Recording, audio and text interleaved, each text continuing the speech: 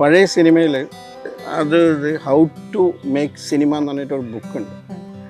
അത് റൂൾസ് ഉണ്ട്, rules and regulations. ഇപ്പോൾ ഇത്ര സീൻ വരെ കോമഡി പോകണം, പാട്ട് വേണം, ഫൈറ്റ് വേണം, ഇങ്ങനെ ഒരു ഒരു ഒരു ഒരു എന്താ കാൽക്കുലേഷൻ ഉണ്ടായിരുന്നു. അതൊക്കെ പൊട്ടിച്ചിട്ടാണ് ഇപ്പോൾ ഒന്നുമില്ല. ഇപ്പോൾ റൈറ്റ് ലെഫ്റ്റ് ഇല്ല, ലെഫ്റ്റ് റൈറ്റ് ഇല്ല. ഒരു സ്വിച്ച് വലിക്കുമ്പോൾ മുളക് പൊടി വരണം, ഒരു സ്വിച്ച് വരുമ്പോൾ ഫാൻ വരണം, ഒരു സ്വിച്ച് വരുമ്പോൾ ഓയിൽ വരണം, മറ്റേ ഗോളി വരണം. അങ്ങനെ ഉണ്ട്. എനിക്ക് അന്നുണ്ടായ ഒരു സങ്കടം എനിക്ക് ഭയങ്കര, ഞാൻ കരയിൽ വന്ന് കരഞ്ഞു. ഞാൻ നിങ്ങളൊക്കെ വിശ്വസിച്ച് വരാൻ പാടില്ലടോ എന്നൊക്കെ പറഞ്ഞിട്ട്. അത് അങ്ങനത്തെ ഒരു സംഭവം ആ പടത്തിലുണ്ട്. എനിക്ക് മറക്കാൻ പറ്റാത്ത ഒരു സാധനം.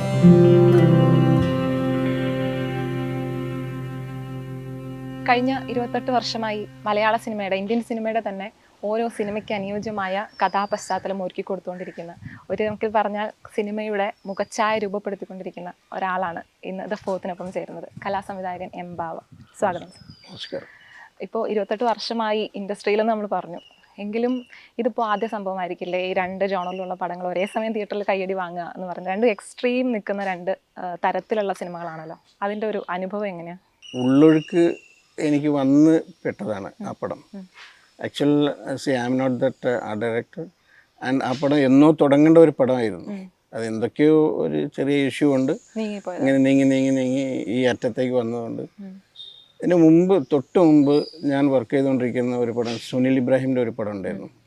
അതിൻ്റെ കൺട്രോളറാണ് ഡിക്സൺ പുടുത്താസ്. പുള്ളിയാണ് എന്നോട് ചോദിച്ചത്, ഒരു ചാലഞ്ചിങ് ആയ ഒരു വർക്ക് ഉണ്ട്, ചെയ്യാൻ പറ്റുമോ എന്നുള്ളത്. അപ്പം ചാലഞ്ചിങ് എന്ത് വേണമെങ്കിലും ഏറ്റെടുക്കും എന്ന് പറഞ്ഞിട്ടാണ് ആ പടം, ആ വർക്ക് ചെയ്തത്. ആ ഫിലിം അങ്ങനെ തുടങ്ങിയതാണ്. മറ്റേ ഗഗനചാരി ആ ഡയറക്ടർ തന്നെ മുമ്പത്തെ പടം ഉണ്ടായിരുന്നു, അത് ഞാൻ വർക്ക് ചെയ്ത പടം. അങ്ങനെ അത് അന്നേ ഡിസ്കഷൻ ഉണ്ടായിരുന്നു, ഒരു ചെറിയ പടം ചെയ്യുന്നുണ്ട് എന്നുള്ള ഒരു ഇത്. സാജൻ ബേക്കറി ഞാൻ ചെയ്ത പടം ആ സമയത്ത് തന്നെ അതിൻ്റെ ഒരു ഇത് എന്നോട് പറഞ്ഞിരുന്നു.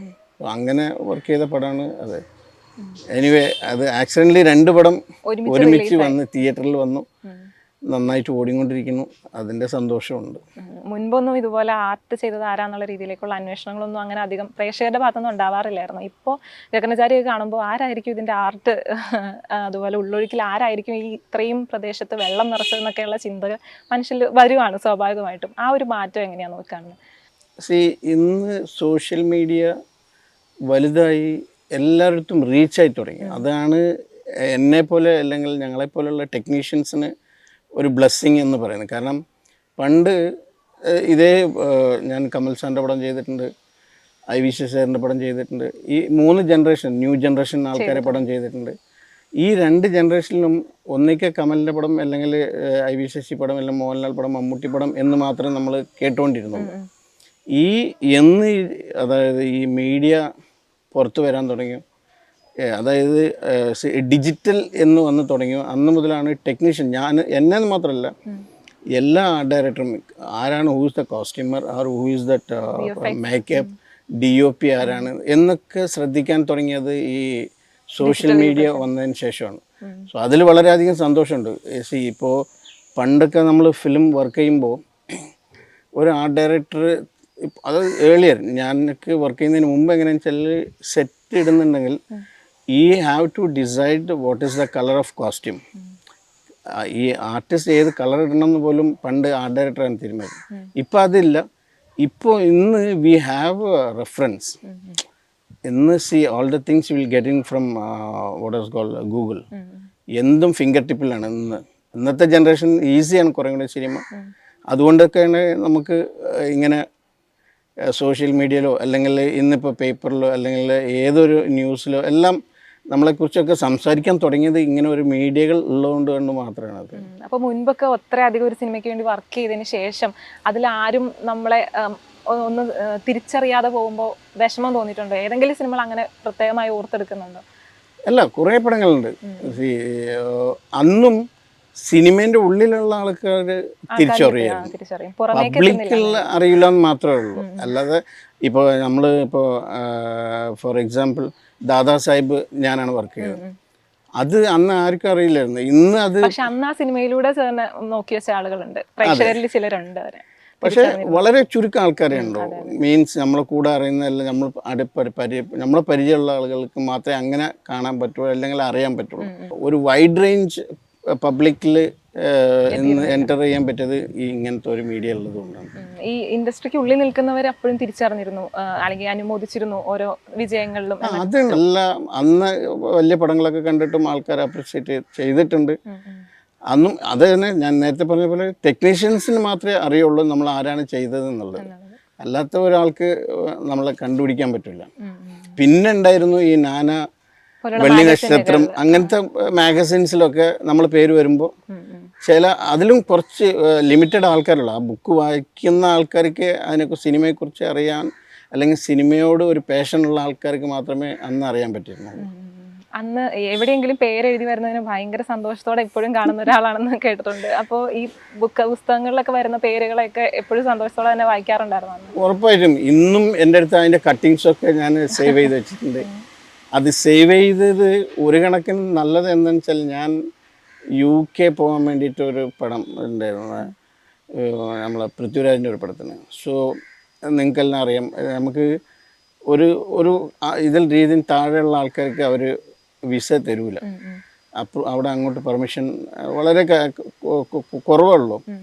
അങ്ങനെ ആയപ്പോൾ എൻ്റെ ഈ പേപ്പർ കട്ടിംഗ് ഒക്കെ കൊണ്ടേ അവർ കൊടുത്ത് ഇറ്റ്സ് എ ബിഗ് ഫയൽ. അപ്പോൾ അത് അന്ന് എടുത്തു വെച്ചത് അന്ന് യൂസ് ചെയ്യാൻ പറ്റി എന്നുള്ളതാണ്.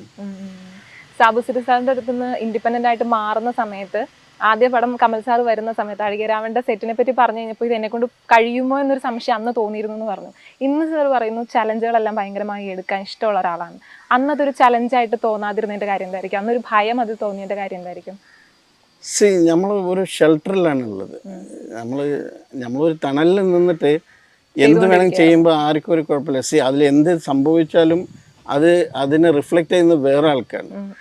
ഇപ്പം ഞാൻ പുറത്ത് ചാടിയിട്ട് എനിക്കൊരു ഷെൽട്ടർ ഉണ്ടാക്കുമ്പോൾ അതിനെക്കുറിച്ച് ഉറപ്പായിട്ടും പേടി വേണം, അതിന് നല്ല ബോധം വേണം, എന്നാൽ മാത്രമേ അങ്ങനെ ചെയ്യാൻ പറ്റില്ല. അതുകൊണ്ടാണ് ഇന്ന് ഞാൻ പറയും ഏത് ചാലഞ്ച് ചെയ്യണോ ഞാൻ ഏറ്റെടുക്കും, ചെയ്യാനുള്ള കഴിവുണ്ട് എന്ന് വിചാരിക്കുന്നു. അതൊക്കെ ദൈവത്തിൻ്റെ ഒരു അനുഗ്രഹമാണ്. ഈ ഉള്ളൊഴുക്കിലേക്ക് വരുമ്പോൾ ഈ പറഞ്ഞ ചലഞ്ച് എത്രത്തോളം സെൽഫ് സാറ്റിസ്ഫാക്ഷൻ തന്നിട്ടുണ്ട്? ആ പടം കാണുമ്പോൾ നമുക്ക് ഫീൽ ചെയ്യും. മീൻസ് നമ്മൾ കഥ തുടങ്ങിക്കഴിഞ്ഞ് കഴിഞ്ഞാൽ എൻ്റെ വർക്കെന്ന് മാത്രമല്ല അതിലുള്ള മേക്കപ്പ് ആവട്ടെ അല്ലെങ്കിൽ DOP, പ്രത്യേകിച്ച് DOP, ആ കഥ നമ്മൾ പടം കണ്ടുപിടിക്കുമ്പോൾ നമ്മൾ പടം തീരുമ്പോൾ ഞാൻ ശരിക്കും പറഞ്ഞാൽ ആ കഥയുടെ കൂടെ ഇങ്ങനെ പോവുകയാണ്. ഒരു നോവൽ വായിച്ച ഒരു ഫീലാണ് അത്. അതിൻ്റെ പ്രത്യേകത എന്താണെന്ന് വെച്ചാൽ നമ്മൾ ഡയറക്ടർ തന്നെയാണ്, അല്ലെങ്കിൽ ആ ഡയറക്ടർ അതിൻ്റെ സ്ക്രിപ്റ്റ് കൺസീവ് ചെയ്തിട്ടുള്ള ഒരു എന്താ പറയുക രീതിയാണ് നമുക്ക് അതിൻ്റെ ടേക്കിങ്സും. പടം കണ്ടുകൊണ്ടിരിക്കുമ്പോൾ നമ്മൾ തന്നെ ചിലപ്പോൾ എൻ്റെ ഫ്രണ്ട്സ് തന്നെ കുറച്ച് ഞാൻ പടം കണ്ടപ്പോൾ ലാസ്റ്റ് എൻ്റെ കാലൊക്കെ നനഞ്ഞു പോയോ എന്ന് എനിക്ക് തോന്നലുണ്ടെന്ന്. So that is very important because while you journey with that subject നമുക്ക് ഉറപ്പായിട്ടും അതങ്ങനെ ഫീൽ ചെയ്യണമെങ്കിൽ അതിൻ്റെ ഒരു കൂട്ടായ്മയുടെ ഒരു വിജയം തന്നെയാണ് അത് ശരിക്കും ഞാൻ അപ്പോൾ എൻ്റെ അടുത്ത് ഞാൻ പറഞ്ഞു അതിൻ്റെ ഒരു 2-3 ആൾക്കാരുണ്ട് അതിൻ്റെ കൂടെ, അതുകൊണ്ടാണ് നിങ്ങൾക്ക് അങ്ങനെ തോന്നിയതെന്ന് പറഞ്ഞു.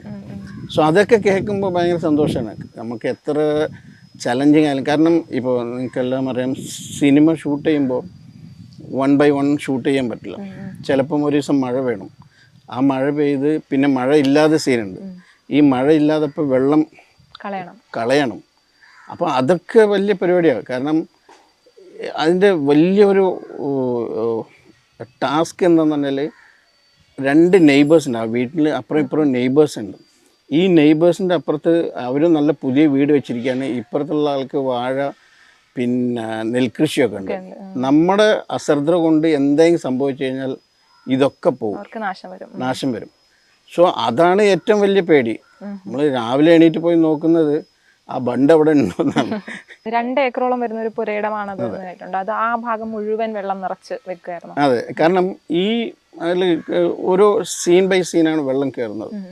ലാസ്റ്റൊക്കെയാണ് ഫുൾ കയറി ഇതാവുന്നത്. സോ ഇവിടെ ഇത്ര വെള്ളം കയറണമെങ്കിൽ ഈ പറമ്പിൽ എത്ര കയറണം എന്നുള്ള ഒരു കാൽക്കുലേഷനുണ്ട്. കാരണം ഈ പറമ്പ് ശരിക്കും പറഞ്ഞാൽ ഭയങ്കര കുത്തനെയാണ്. ഈ പുരയിടം ഇറ്റ്സ് ഇൻ ഡൗൺ പ്ലേസ്. വെള്ളം കയറും, പക്ഷേ ഇതിൻ്റെ ലെവൽ ഓഫ് വാട്ടർ എന്ന് പറയുന്നത് വലിയ ഒരു ഇതായിരുന്നു. അതനുസരിച്ചിട്ടാണ് നമ്മൾ ബാക്കിൽ ഇത് ബണ്ട് ബിൽഡ് ചെയ്തത്.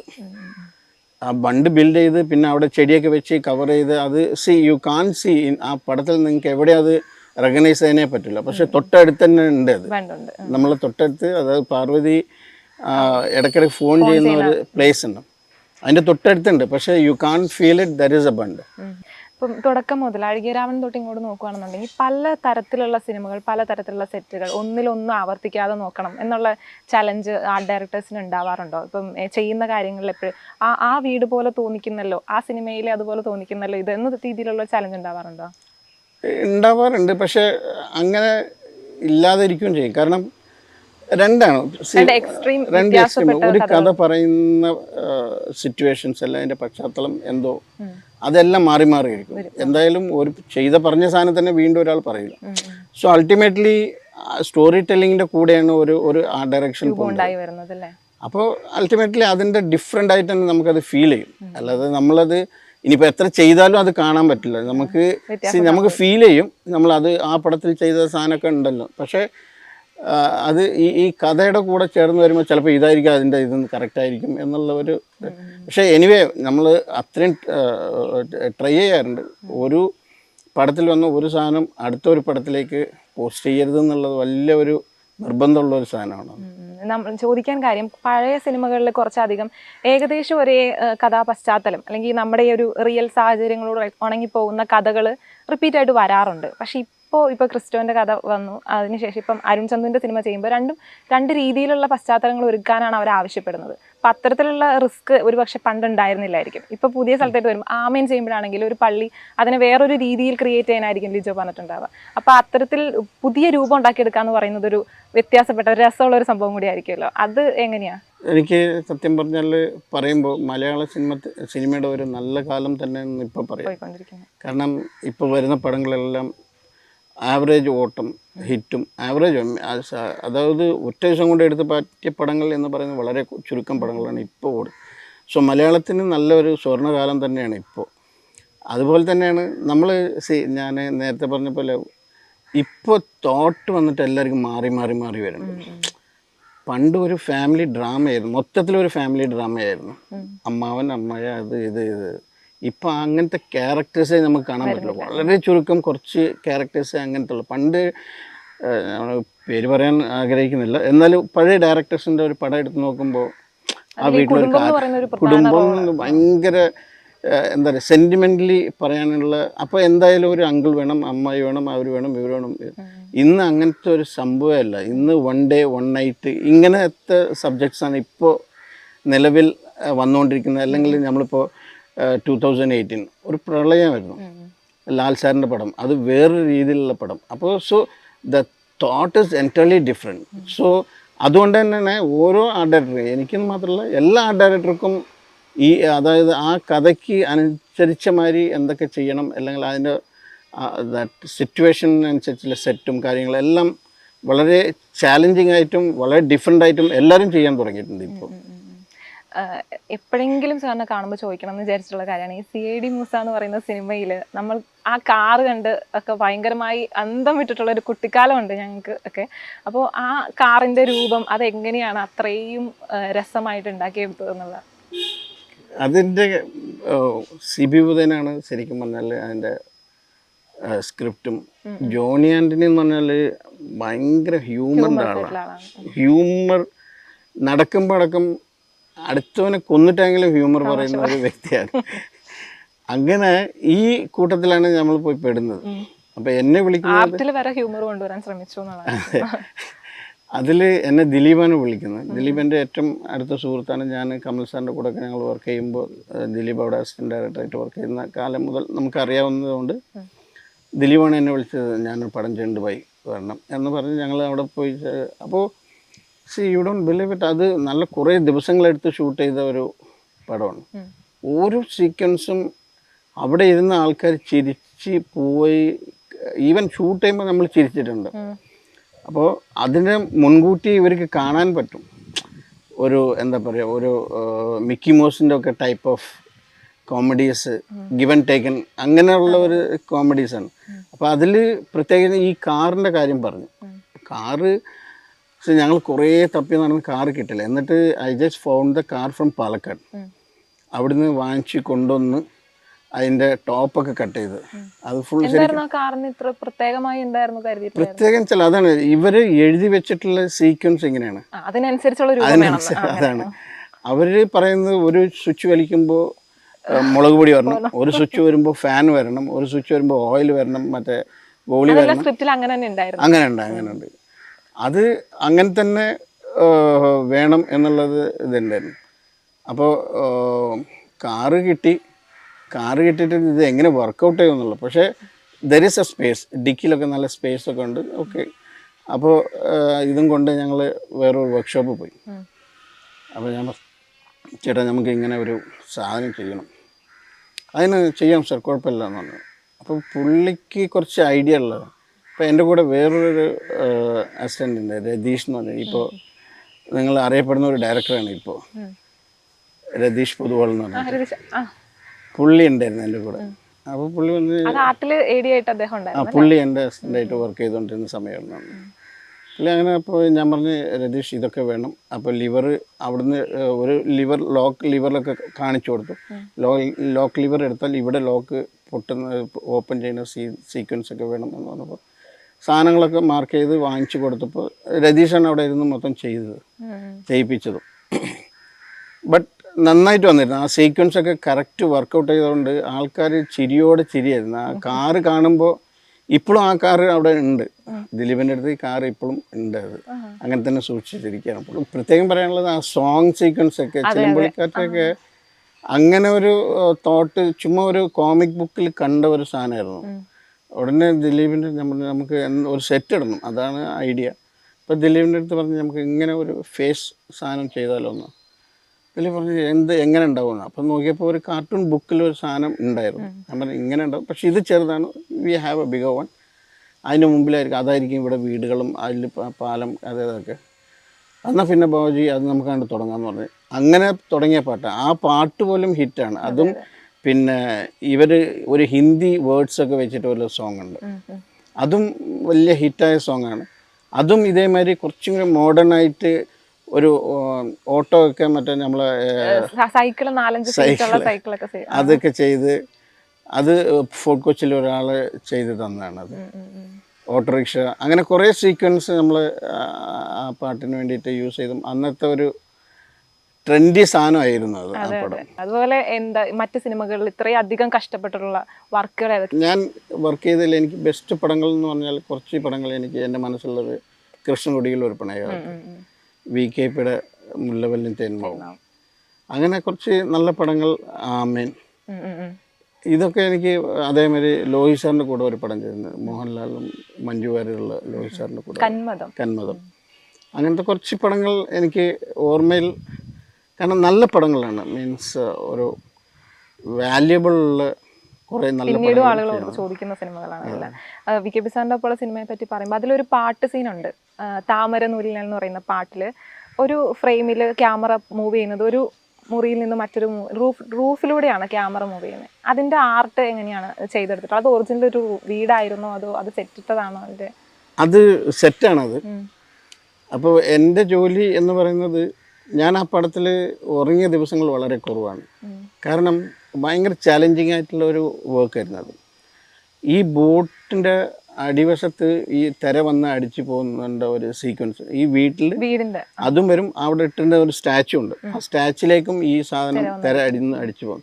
ഈ എല്ലാ ദിവസവും രാത്രിയാകുമ്പോൾ തിര കൂടും. അത് കടലിൻ്റെ ഒരു ഇതാണ്. എല്ലാ ദിവസവും രാവിലെ വെളുപ്പിന് 5 മണിക്ക് ഞാൻ എണീറ്റ് വരും.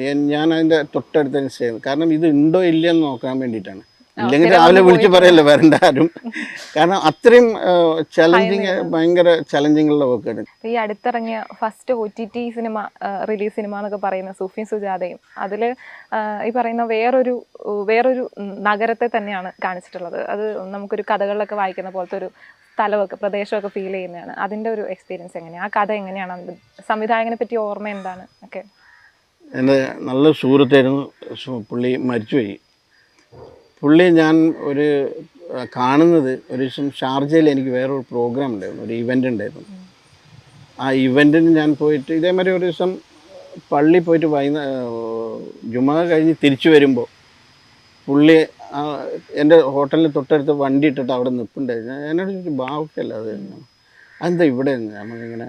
അപ്പോൾ എന്നോട് ബാവക്ക ഞാനിപ്പോൾ ചെറിയ സാധനം ഇവിടെ ചെയ്തുകൊണ്ടിരിക്കുക, അതെന്താ ഡോക്യുമെൻ്ററി എന്തോ ചെയ്തുകൊണ്ടിരിക്കുകയാണ്, നമുക്കൊരു പടമുണ്ട് ഒന്ന് ചെയ്യണം നീളുന്നത്.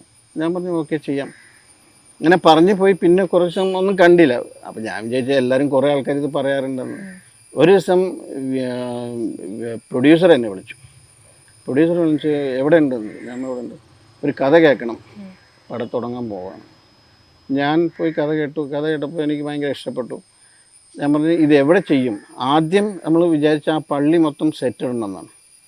അതിലൊരു പള്ളിയുണ്ട് മെയിൻ, ആ ഖബർസ്ഥാനും ആ പള്ളിയൊക്കെ. അപ്പോൾ ആദ്യം പറഞ്ഞ് നമുക്ക് ഇവിടെ എവിടെയെങ്കിലും ഇടാം. അപ്പോൾ ഞാൻ പറഞ്ഞു അതിൻ്റെ ബഡ്ജറ്റ് എന്ന് പറയുന്നത് വലിയ ഇഷ്യൂ ആണ്. അപ്പോൾ എന്തായിരിക്കും. ഞാൻ പറഞ്ഞു എന്തായാലും more than 70 to 80 lakh rupees വരും, അത്രയും ഡോമും കാര്യങ്ങളൊക്കെ ഇടുന്നത്. അപ്പോൾ എല്ലാവർക്കും ഗസലിൻ്റെ ഒരു റെഫറൻസ് ആയിരുന്നു.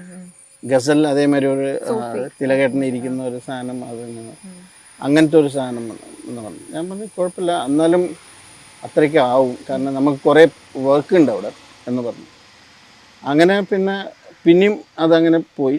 പിന്നെ കുറേ ദിവസം കഴിഞ്ഞപ്പോഴാണ് ഡയറക്ടർ എന്നെ വിളിച്ച് പറഞ്ഞത് നമുക്ക് ബാവക്ക എന്തായാലും തുടങ്ങുകയാണ്, എവിടെയാണ് ഇതിൻ്റെ ഒറിജിനലായിട്ട് ചെയ്യാൻ പറ്റുന്നതാണ്. അപ്പോൾ ഇവർ കുറേ സ്ഥലം തപ്പിയിട്ടുണ്ട് കേട്ടോ. ഇവർ മൈസൂരൊക്കെ അവിടെ പോയിട്ടൊക്കെ കുറേ എവിടെയൊക്കെ ചെയ്യാൻ പറ്റും എന്നുള്ള കാര്യങ്ങൾ കുറേ ആലോചിച്ചിട്ടാണ് എന്നെ വിളിച്ചത്. അങ്ങനെ കോഴിക്കോട് ഇങ്ങനെ ഒരു സ്ഥലമുണ്ട്, നമുക്ക് കറക്റ്റാണ്, ഒരു ഞാവൽമരം ഉണ്ട് അവിടെ, അതിൻ്റെ അവിടെ ഖബർസ്ഥാൻ ഇടാനുള്ള സെറ്റുണ്ട്, പിന്നെ പഴയ പള്ളി എന്നുള്ളത് തോന്നിക്കാനുള്ള ഒരു ബിൽഡിംഗ് ഉണ്ട്. കുറച്ചൊക്കെ വർക്ക് ചെയ്താൽ മതി, അവിടുത്തെ ആർച്ചും കാര്യങ്ങളൊക്കെ ഒന്ന് ശരിയാക്കി കഴിഞ്ഞാൽ നമുക്ക് ചിലപ്പം പള്ളിയായിട്ട് അത് ചെയ്യാൻ പറ്റുമെന്നാണ്. അങ്ങനെ പ്രൊഡ്യൂസർ, ഞാനും ഡയറക്ടറും എല്ലാം കൂടി പോയി. അവിടെ ലൊക്കേഷൻ കണ്ടപ്പോൾ ഹാപ്പിയാണ്. എല്ലാം കഴിഞ്ഞു, ഇതൊക്കെ ലൊക്കേഷൻ ഫിക്സ് ചെയ്തു. അപ്പോൾ ഇയാളെ വീട്, ഉസ്താദിൻ്റെ വീട് വേറെ ഇത് വേണമെന്നപ്പോൾ അതിലും ഡയറക്ടർ ഭയങ്കര റെഫറൻസ് എടുത്ത ആളാണ്. അപ്പോൾ ഡയറക്ടർ പറഞ്ഞ് നമുക്ക് ആ ഷൂട്ട് അത് മൊത്തം മൈസൂർ ഭാഗത്ത് എവിടെയും ചെയ്യാമെന്ന്. അങ്ങനെ മൈസൂർ പുള്ളിയുടെ ഒരു സുഹൃത്തുണ്ടായിരുന്നു, പുള്ളിനെ വിളിച്ച് ഞങ്ങൾ ലൊക്കേഷൻ കാണാൻ പോയി മൈസൂരെല്ലാം. എന്നിട്ട് അവിടെയും ആ ഗ്രാമത്തിൻ്റെ എൻട്രിയും കാര്യങ്ങളൊക്കെ നമ്മൾ ചെയ്ത കുറേ ഒരു വലിയ മിനാരൊക്കെ ഉണ്ടാക്കിയിട്ടുണ്ട്. അതും അതിൻ്റെ ഒരു ആർച്ചും പൊട്ടിപ്പൊളിഞ്ഞ മാർക്കറ്റും കാര്യങ്ങളൊക്കെ അതൊക്കെ സെറ്റിട്ട്. അത് മൈസൂരിലായിരുന്നു. അത് മൈസൂർ, അത് ഗുണ്ടൽപെട്ട് എന്ന് പറഞ്ഞ സ്ഥലത്ത്. കമൽ സാറിൻ്റെ ഒപ്പം തുടങ്ങുന്ന സമയത്ത് കമൽ സാറിന് എന്തെങ്കിലും തരത്തിലുള്ള പരിചയം മുൻപ് ഉണ്ടായിരുന്നോ? എന്ത് ധൈര്യത്തിലായിരിക്കും ഒരു സിനിമയിൽ ആദ്യമായി അഴകിയ രാമൻ മമ്മൂട്ടി പടം, നമുക്ക് ആ തുടക്കം എങ്ങനെയാണെന്ന് അറിയാനുള്ള ഒരു ക്യൂരിയോസിറ്റി ഉണ്ട്. അത് ആ സിനിമ വളരെ ആക്സിഡൻ്റലി വന്നപ്പോഴാണ്. അതായത് സാറ് ഇവിടെ ഇല്ലായിരുന്നു, സാറ് ദുബായിൽ എന്തോ ഒരു ഷോയ്ക്ക് പോയിരിക്കുകയായിരുന്നു. അപ്പം ഞാൻ നാട്ടിൽ വന്നു. വീട്ടിലിരിക്കുമ്പോൾ ഒരു ഫോൺ കോൾ വന്നു. എന്നോട് ചോദിച്ചു ഒരു പടം ചെയ്യണ്ടോയെന്ന് ചോദിച്ചു. അപ്പോൾ അതിൻ്റെ കൺട്രോളറാണ് സച്ചിദാനന്ദൻ എന്ന പേര്, പുള്ളി മരിച്ചുപോയി. പുള്ളി ഒരു പടമുണ്ട്, പടം ചെയ്യുന്നതാണ്, അത് ചെയ്യാം. പക്ഷേ ചെയ്ത് കഴിഞ്ഞാൽ പിന്നെ ഇങ്ങോട്ട് വരരുതെന്നാണ്. ഞാൻ പറഞ്ഞു എന്താണ്, അല്ലല്ല ചെയ്താൽ പിന്നെ പോയി വേറെ അടുത്തടുത്ത് പടം നിങ്ങൾ നോക്കിക്കൊള്ളണം, അല്ലാതെ വീണ്ടും ഇവിടെ വന്നിട്ട് പിന്നെ ഇൻഡിപെൻഡൻ്റ് ആയിക്കൊള്ളണം എന്നുള്ളതാണ് പുള്ളി ഉദ്ദേശിച്ചത്. ഞാൻ പറഞ്ഞു ചേട്ടാ ഇപ്പോൾ പടം ചെയ്യാം, പിന്നെ ഒരു 2 പടം കൂടി, കാരണം പഠിച്ചുകൊണ്ടിരിക്കുകയല്ലേ നമ്മളെന്ന് പറഞ്ഞു. നീ എന്തെങ്കിലും ചെയ്യും, നാളെ രാവിലെ എറണാകുളത്തേക്ക് പോകും, അവിടെ പോയിട്ട് ഇന്ന സ്ഥലത്ത് കമൽ വരും, കമലിനെ മീറ്റ് ചെയ്ത് ലൊക്കേഷൻ കാണാം, അവർ കമലായിട്ട് സംസാരിച്ചു എന്നാണ്. ഞാൻ അവിടെ നിന്ന് എറണാകുളത്തേക്ക് വന്ന് 10 മണിയായി, 10:30 ഞാനിവിടെ എത്തിയിട്ട് കമൽ സാറിനെ ആദ്യമായിട്ട് കാണാം. എനിക്കെന്ന് വെച്ചാൽ ഈ മലയാള ഇൻഡസ്ട്രിയിൽ മോഹൻലാൽ മമ്മൂട്ടി ഒഴിച്ച് ബാക്കി ആരും എനിക്ക് പരിചയമില്ല. മീൻസ് ഞങ്ങൾ അങ്ങനത്തെ പടം ചെയ്തിട്ടില്ല. സാറിൻ്റെ കൂടെ വർക്ക് ചെയ്യുമ്പോൾ എല്ലാം പ്രിയൻ സാറിൻ്റെ പടമാണ് ചെയ്യുന്നത്. അപ്പോൾ ഒരു ടൈപ്പ് ഓഫ് ആൾക്കാർ, പടങ്ങൾ എല്ലാം അത് ഫാമിലി ആയിട്ട് പോകുന്ന ഒരു ഡയറക്ടറാണ്. അല്ലാതെ വേറൊരു ഡയറക്ടറെയോ അല്ലെങ്കിൽ വേറൊരു DOP ആരും നമുക്ക് പരിചയമില്ല. അപ്പോൾ എന്നോട് പറഞ്ഞ് ഞാൻ പോയി സാറിനെ പരിചയപ്പെട്ടു. ഭാവമല്ല ആയിരിക്കും, അങ്ങനെ നമുക്ക് പോവാം, ലൊക്കേഷൻ കാണാൻ പോകാമെന്ന്. ഞാൻ പറഞ്ഞു കഥ പോകുന്ന വഴിക്ക് പറയാൻ പറഞ്ഞു. അങ്ങനെ അവിടുന്ന് ബ്രേക്ക്ഫാസ്റ്റ് കഴിച്ചു. ഞങ്ങൾ നേരെ ചേർത്തലെത്തുന്നവരെ കഥ പറഞ്ഞു. അപ്പോൾ ഒരു വീട്ടിൽ കൊണ്ടുപോയി ഇറക്കി. വീട്ടിൽ കണ്ടപ്പോൾ ഭയങ്കര രസമായിട്ടുള്ള വീട്. നമുക്ക് ഈ വീടൊന്നും വേണ്ട, ഈ വീട് വേണം, പക്ഷേ ഈ ടൈപ്പ് ഇതിൽ വേണ്ട. രൂപം മൊത്തം അതെ, മാറണം. മമ്മൂട്ടി ഇതാണ് ക്യാരക്ടർ, മമ്മൂട്ടിക്ക് പറ്റിയ വീടായിരിക്കണം, പച്ച കളർ മഞ്ഞ കളർ, അങ്ങനെ പുള്ളി അങ്ങനത്തെ ടൈപ്പ് ഓഫ് ക്യാരക്ടറാണ്. അപ്പോൾ അതുകൊണ്ട് എല്ലാം ആ ഒരു സ്റ്റൈലിൽ വേണം എന്ന് പറയും. ഞാൻ പറഞ്ഞു ഓക്കെ ചെയ്യാം. അതേമാതിരി ഭാനുപ്രിയയുടെ വീട്, അവർ ഷൂട്ട് നടക്കുന്ന വീട്, അതിന് മുമ്പിൽ കുറേ സാധനങ്ങൾ വേണം, പഠിപ്പുര വേണം. പിന്നെ ആ വീട് ഓൾറെഡി ഒരു ഡെഡായ വീടാണ്. അപ്പോൾ അതിനെ അങ്ങനെ വേറൊരു രീതിയിൽ സെറ്റ് ചെയ്യും. അതും സെറ്റ് ചെയ്യാം എന്ന് പറഞ്ഞ് തിരിച്ച് ഞങ്ങൾ വന്നു. അപ്പോൾ തന്നെ വൈകുന്നേരം ഞാൻ എറണാകുളം എത്തിയപ്പോൾ തന്നെ എനിക്ക് ടിക്കറ്റ് റെഡിയാണ് മദ്രാസിൽ പോകാൻ വേണ്ടിയിട്ട്. മദ്രാസിൽ പോയി പ്രൊഡ്യൂസറടുത്ത് കണ്ടു. പ്രൊഡ്യൂസർ സംസാരിച്ചു, എത്ര പേര് വേണം, പോവല്ലേ എന്ന് ചോദിച്ചു. ഞാൻ അപ്പോൾ ദർ ഈസ് നോ ഡേറ്റ്. അതായത് ഞാൻ കാണുന്നത് 29th അങ്ങനെ എന്തോ ഒരു ഡേറ്റാണ്, 7ാം തീയതി ഷൂട്ടാണ്. അപ്പോൾ ഇത്രയും ടൈം പീരീഡിൽ ഇത്രയും വർക്ക് ചെയ്യണം എന്ന് പറഞ്ഞാൽ ഞാൻ പറഞ്ഞു ഒരു 10-40 പേരൊക്കെ വേണം എന്ന് പ്രൊഡ്യൂസർ അടുത്ത് പറഞ്ഞു. പ്രൊഡ്യൂസർ എടുത്ത് ചോദിക്കും, എന്നാൽ പിന്നെ ഞാൻ സാബു സെറ്റിലിനെ വിളിക്കുമല്ലോ തോന്നുന്നു. അപ്പോൾ കോഴിക്കോട് ഉള്ള ഒരു പ്രൊഡ്യൂസർ മാധവൻ നായരെന്ന് പറഞ്ഞു. ഞാൻ പറഞ്ഞു ചേട്ടാ ഇത്ര ഉണ്ടെങ്കിലേ നടക്കുള്ളൂ, കാരണം സമയമില്ല, അതുകൊണ്ടാണ് പറഞ്ഞു. അപ്പോഴത്തേക്ക് സച്ചേട്ടൻ വന്നു. സച്ചേട്ടൻ എന്താടാ നമ്മൾ ഇങ്ങനെ കുറേ വർക്കുണ്ട്, ഇതൊക്കെ ചെയ്യണം. ഞാൻ അപ്പം തന്നെ റഫായിട്ടൊന്ന് വരച്ച് കൊടുത്തപ്പോഴത്തേക്കും ശരി. പ്രൊഡ്യൂസർ എടുത്ത് പറഞ്ഞു അവനെന്താ ചോദിച്ചാൽ അത്ര പേരെന്ന് വെച്ചാൽ കയറ്റി വിടുക, അല്ലാതെ പണി നടക്കണം. അങ്ങനെ ആ പടം കറക്റ്റ് ഡേറ്റിൽ തന്നെ തുടങ്ങി. ഞാൻ ആദ്യമായിട്ട് സുഖേട്ടനെ പരിചയപ്പെടുന്ന സെറ്റിൽ വെച്ചത് പി സുകുമാർ.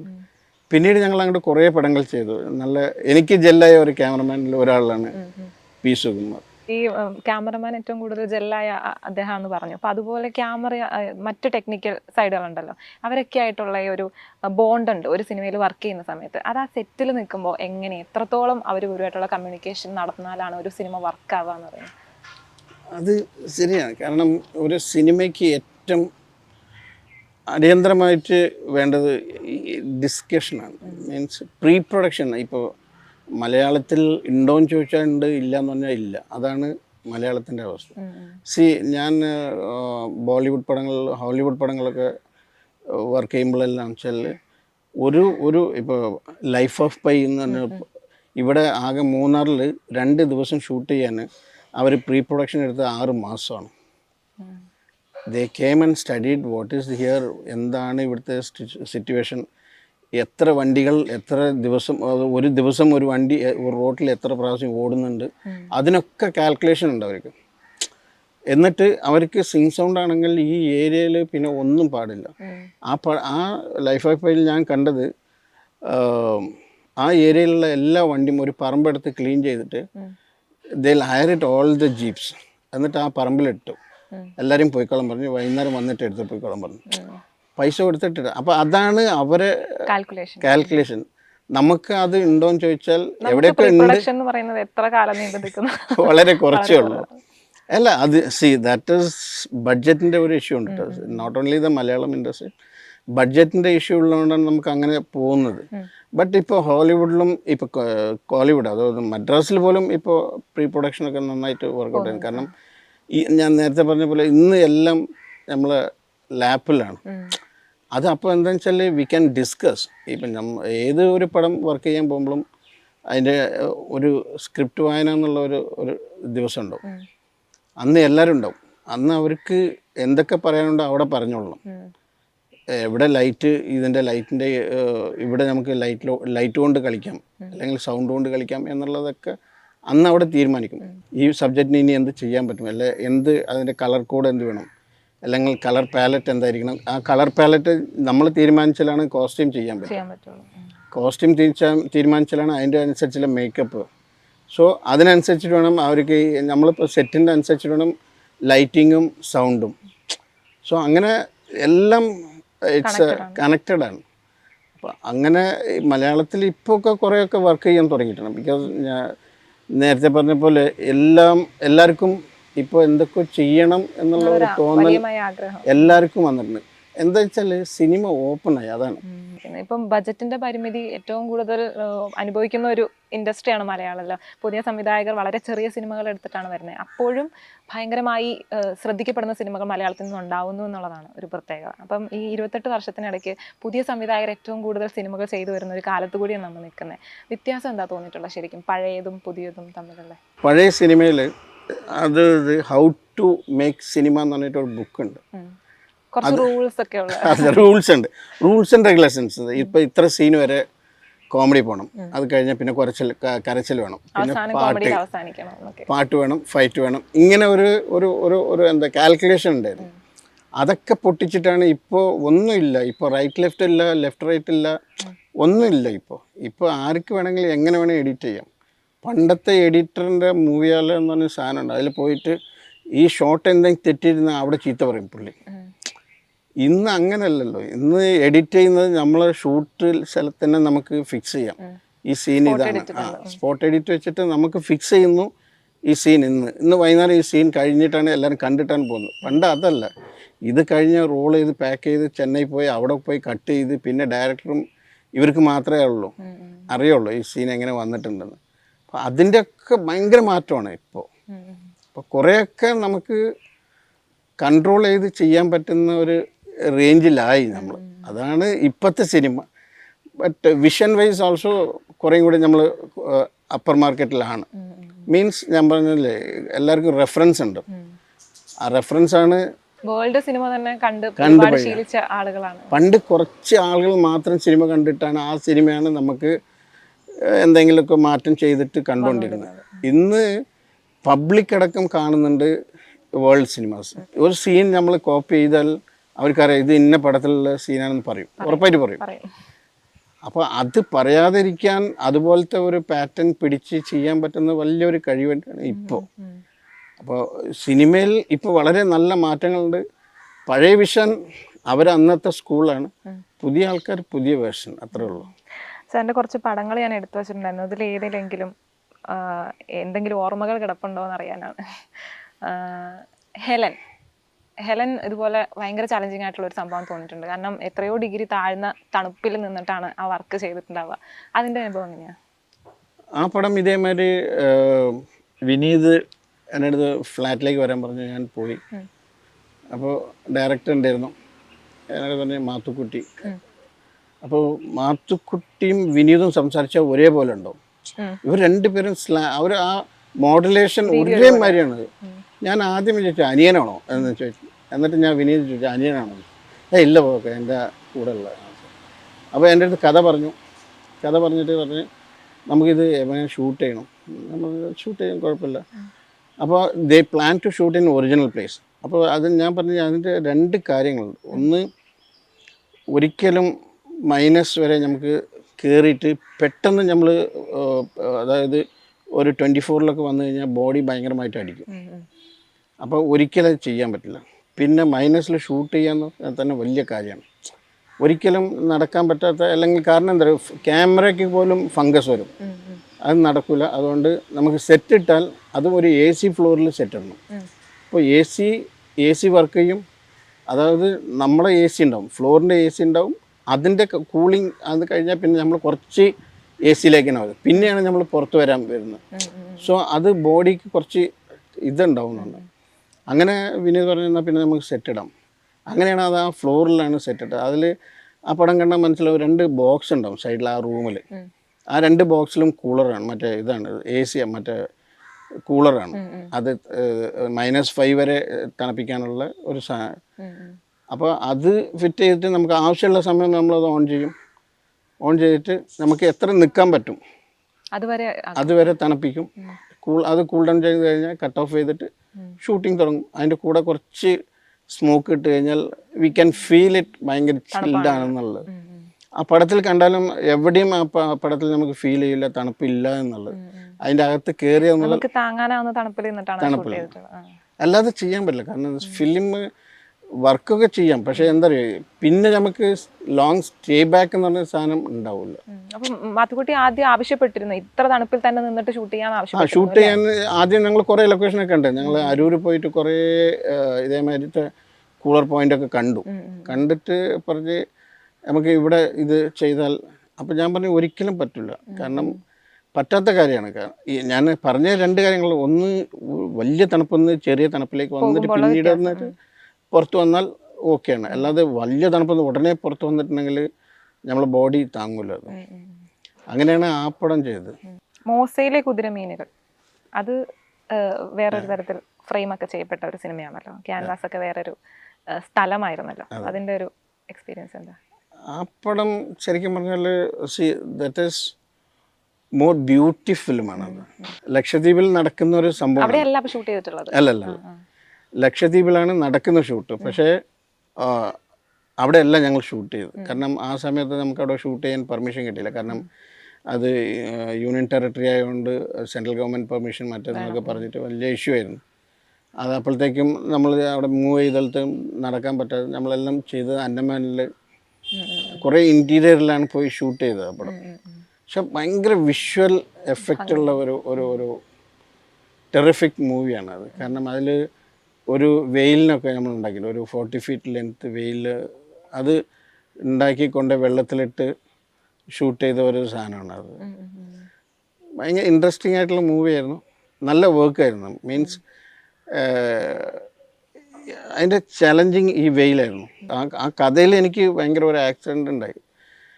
ഞാനിപ്പോൾ ജീവിച്ചിരിക്കുന്നുണ്ടാവില്ല എന്ന് വിചാരിച്ചിരുന്ന സ്ഥലമാണ്. കാരണം അതിനെ കൊണ്ടുപോയിട്ട് നടുക്കടലിൽ വിട്ടിട്ട് അതിന് കുറച്ച് വെള്ളം ഒഴിച്ച് കഴിഞ്ഞാൽ അത് താഴും. ഫുള്ള് താഴില്ല, എന്നാൽ ഒരു ഹാഫ് ഇതിൽ നിൽക്കും. അപ്പോൾ ബോട്ടിൽ കെട്ടി പോയി ഒരു സ്ഥലത്ത് കൊണ്ടുവന്ന് ഇട്ടിട്ട് പറഞ്ഞ് സർ ഇനി വെള്ളം ഒഴിച്ചോളൂ എന്ന് പറഞ്ഞു. ഞാൻ ഇതിൻ്റെ മുകളിൽ കയറി ഇരുന്നിട്ട് വെള്ളം ഒഴിച്ചുകൊണ്ടിരിക്കുമ്പോൾ ദിസ് ഇസ് ഒരു ഷേപ്പാണ്, പകുതിയായപ്പോൾ ഇതാണ്ട് മറിഞ്ഞു. പക്ഷേ സംഭവം അതല്ല, എനിക്ക് നിലം കിട്ടുന്നില്ല. ഞാൻ താഴെ പോയി പിന്നെയും മുകളിൽ വന്ന്, പിന്നെയും താഴെ പോയി പിന്നെയും മുകളിൽ വന്ന്, 3ാമത്തെ പ്രാവശ്യം വരുമ്പോൾ ഇതിൻ്റെ ചിറക് ഫുള്ള് മറ്റേ റബ്ബറിലാണ്. അത് എൻ്റെ തലയിലടിച്ചു.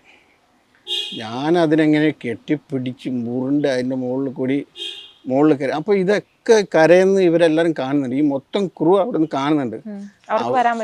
അവർക്ക് വരാൻ പറ്റായിട്ടില്ല. അവർ വിചാരിച്ചു ഞാൻ കളിക്കുകയാണെന്ന് അവിടെ.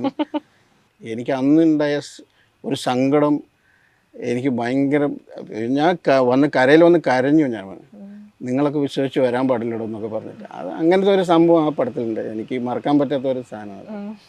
ഒരുപാട് അനുഭവങ്ങളാണ്, ഇനിയും പറഞ്ഞാൽ തീരാത്ത അനുഭവങ്ങൾ ഉണ്ടാവും എന്നറിയാം. എങ്കിലും അടുത്ത സിനിമയുടെ വിശേഷങ്ങളായി ഇനി എപ്പോഴെങ്കിലും സംസാരിക്കാമെന്ന് തന്നെ പ്രതീക്ഷിക്കുന്നു. ഒരുപാട് സന്തോഷം സർ സംസാരിക്കാൻ. Thank you very much.